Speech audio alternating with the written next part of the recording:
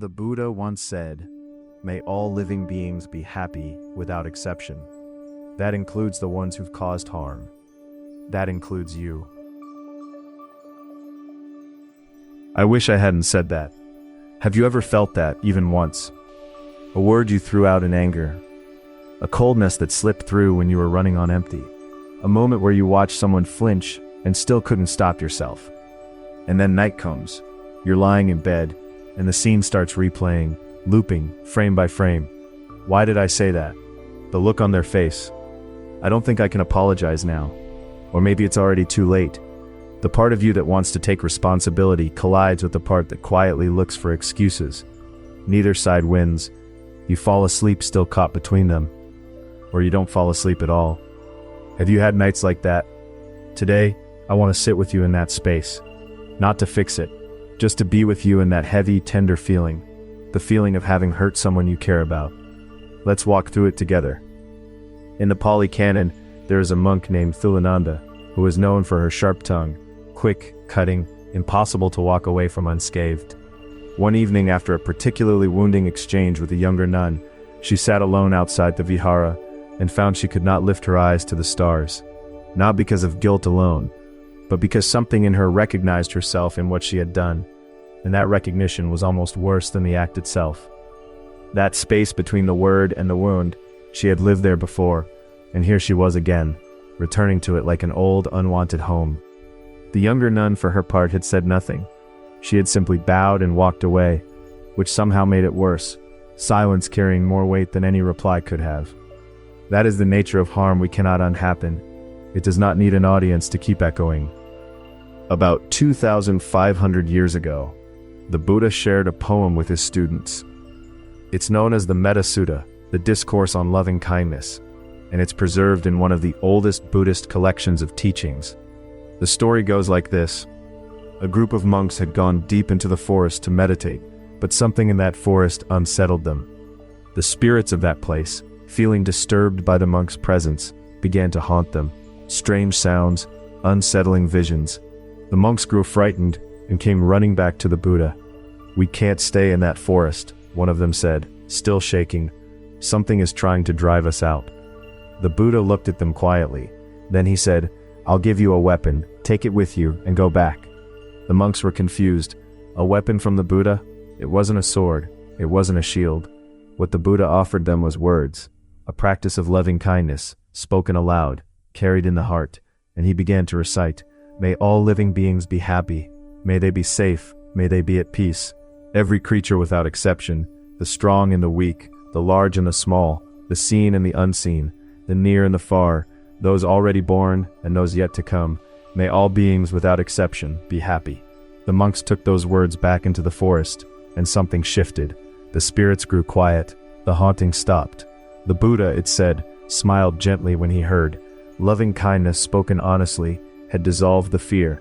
The monks hadn't fought the darkness, they had simply stopped feeding it with their own. And perhaps that is the harder teaching. Not that love can quiet a haunted forest, but that we are so often the ones doing the haunting, carrying our own unease into every room we enter. A tense parent sits down to dinner, and without a word spoken, the whole table feels it. A frightened monk steps into a forest, and even the unseen things stir. Within the Metta Sutta, there is one line that I keep returning to. Just as a mother would protect her only child with her own life, cultivate that boundless heart toward all beings. In Buddhism, this quality is called metta, often translated as loving kindness or loving compassion. But it's more specific than simply being kind. It means wishing for someone else's happiness exactly as you would wish for your own. No conditions, no expectation of anything in return, just, "I want you to be well."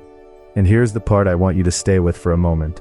When the Buddha said all beings, he meant all, including you, including the version of you who said the wrong thing, the version who was too tired, too overwhelmed, too human to stop themselves in time, the version sitting with regret right now. Buddhism speaks of two dimensions of compassion: metta, the wish to bring joy to another, and karuna, the wish to share in another's pain, to not look away from suffering. Together they form what we call jihi, in Japanese, true compassion. The ache you're carrying tonight, that weight of having caused someone pain, That might be exactly where karuna begins. You feel it because you're not indifferent. You hurt because their hurt reached you. That's not weakness. That's not failure. That heaviness in your chest, it may be the first quiet sign that compassion is already alive in you. A monk I once knew kept a small stone in his pocket, smooth, worn flat from years of handling.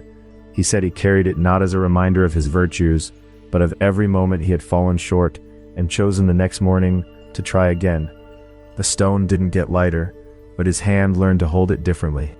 So how do we bring this into our actual lives? The mornings after, the awkward silences, the texts we haven't sent. The first thing I want to offer is this. Blaming yourself and facing yourself are not the same thing.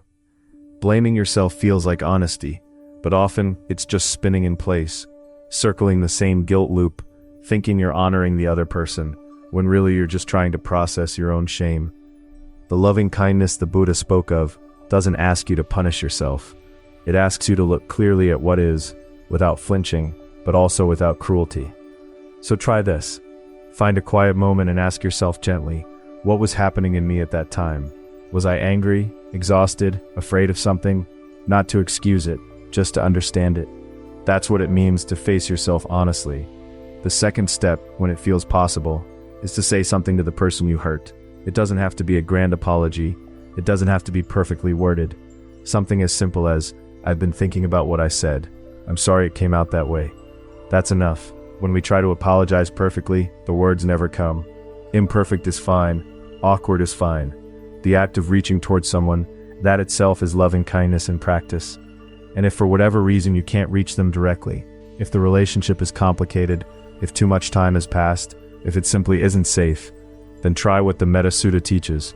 Picture them in your mind, and quietly, whether aloud or just in your heart, say, may you be happy, may you be at peace. It's not a magic spell, it's not a ritual, it's simply letting the compassion that's already in you finally move in the right direction. Most relationships aren't defined by the moment of hurt, they're defined by what happens next. Sincerity heals what time alone cannot. You can begin that, today, in small ways. A man I once heard about carried a letter in his coat pocket for 11 years, written to his estranged brother, never sent, rewritten dozens of times, until the edges wore soft. When he finally mailed it, it was 3 sentences. There's just one thing I want to leave you with today. If you're carrying regret over hurting someone, that regret itself means loving kindness has already begun in you. The Metta Sutta wasn't written for perfect people. It was offered to monks who were scared, who ran away, who needed help going back. It was written for all of us. Uncertain, imperfect, sometimes hurtful, still trying. You are part of that all beings too.